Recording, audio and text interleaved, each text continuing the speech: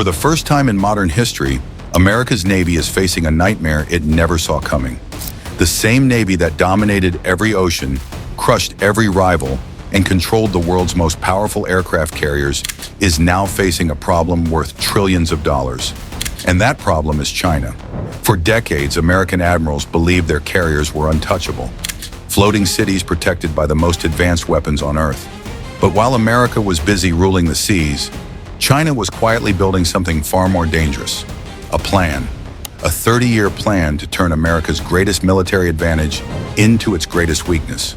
Today, some experts believe that if a war broke out in the Pacific, America's most expensive warships could find themselves trapped, outnumbered, and under attack from weapons specifically designed to destroy them. And here's the scary part. China didn't just build one weapon, it built an entire system. Missiles that can hunt moving carriers, hypersonic weapons that arrive in minutes, AI drone swarms that never get tired, and naval technology that is forcing Pentagon planners to rethink everything they thought they knew about war at sea. The question is no longer whether China can challenge America. The question is, has China already changed the balance of power in the Pacific without firing a single shot? Because what you're about to see isn't just a military buildup. It's the story of how the world's most powerful navy suddenly found itself facing its biggest challenge in generations. For more than 70 years, the United States Navy stood at the top of the military world. No rival could match its reach. No fleet could challenge its dominance. Whenever conflict erupted, American aircraft carriers were usually among the first assets deployed. These massive floating air bases allowed the United States to project power almost anywhere on Earth. To many military planners, aircraft carriers weren't just ships. They were symbols of American supremacy. But China saw them differently. China saw them as a weakness. In the mid-1990s, a major crisis unfolded around Taiwan. During that period, the United States sent powerful carrier strike groups into the region. The message was clear. America could move its military forces wherever it wanted, whenever it wanted. China could do little about it. For Chinese military leaders, that moment became a wake-up call. They realized that if they ever wanted to challenge American influence in the Pacific, they first needed a way to neutralize America's carriers. And that realization launched one of the most ambitious military modernization programs in modern history. Instead of trying to build a larger navy overnight, China focused on a smarter strategy. What if you could make the enemy's most valuable asset too risky to use? What if aircraft carriers could no longer operate safely near your coastline? What if the oceans that once protected America suddenly became dangerous? That thinking led to the development of an entirely new generation of weapons. One of the most important was the DF-21D, nicknamed the Carrier Killer. This missile was designed for a mission that once seemed impossible, destroying a moving aircraft carrier. Unlike traditional missiles that target fixed locations, the DF-21D was developed to strike ships traveling across open water. Military experts around the world immediately paid attention because no major power had ever fielded a weapon quite like it. Suddenly, aircraft carriers operating near China faced a new threat. But China wasn't finished. As technology advanced, Chinese engineers pushed even further. The result was a new family of longer-range missiles capable of reaching targets thousands of kilometers away. These weapons expanded China's ability to threaten military bases, naval forces, and critical infrastructure throughout the Pacific region. For American commanders, distance was no longer the protection it once was, and then came hypersonic weapons. This is where things start becoming truly alarming.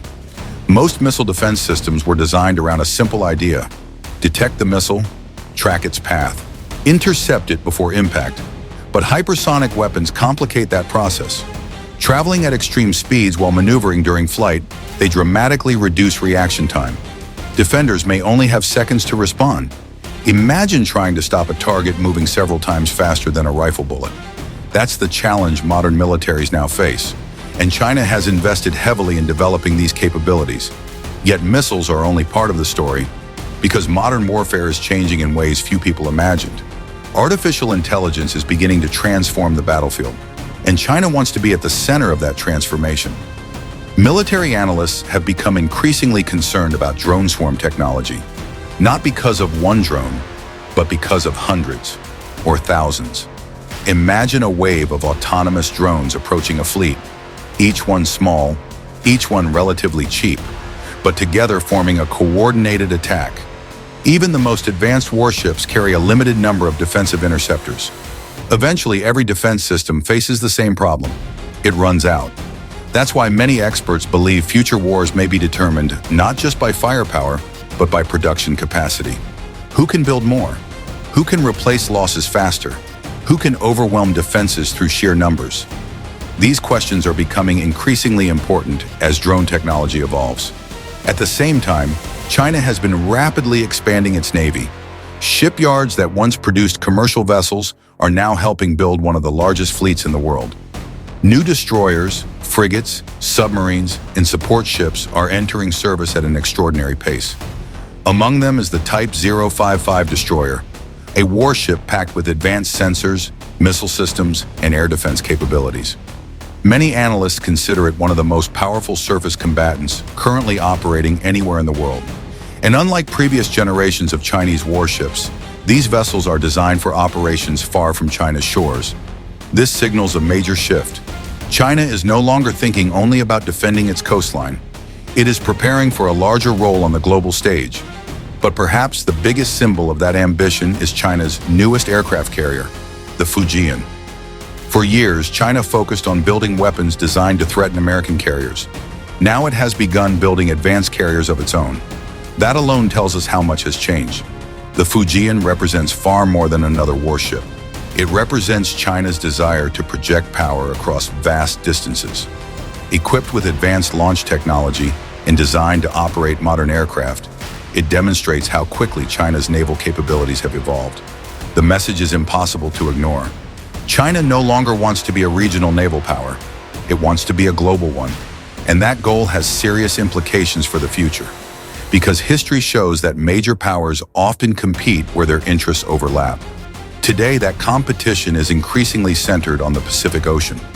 One side possesses decades of experience, global alliances, and unmatched operational knowledge. The other possesses enormous industrial capacity, growing technological capabilities, and a determination to reshape the balance of power. Neither side appears willing to back down, and that's why military planners around the world are watching closely. The reality is that America still possesses the most powerful navy on the planet. Its aircraft carriers remain incredibly capable. Its sailors remain among the best trained in the world. Its technological advantages are still significant. But maintaining dominance is very different from achieving it. The United States now faces a competitor unlike any it has encountered in generations. A competitor with the resources, population, economy, and ambition necessary to challenge the existing order. Whether China's strategy ultimately succeeds remains uncertain. No one truly knows how these systems would perform in a real conflict. And hopefully, the world never finds out. But one thing is clear. The era when American carriers could operate near China's coastline without serious concern is over. The strategic landscape has changed. The rules are changing, and the Pacific is becoming the center of one of the most important military competitions of the 21st century. China spent decades preparing for this moment. America is adapting to it, and the outcome could shape global power for decades to come. The world's most powerful navy is still standing, but for the first time in a very long time, it knows it is no longer alone at the top.